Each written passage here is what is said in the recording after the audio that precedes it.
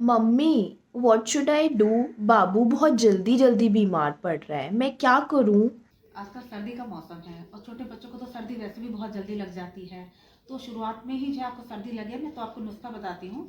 50 ग्राम सरसों का तेल लीजिए, 7-8 कलियाँ लहसुन की डाल दीजिए, उसमें आधा चम्मच अजवाइन डाल दीजिएगा और जो चुटकी भर सेंधा नमक डाल दीजिएगा, उसको उबाल लीजिएगा।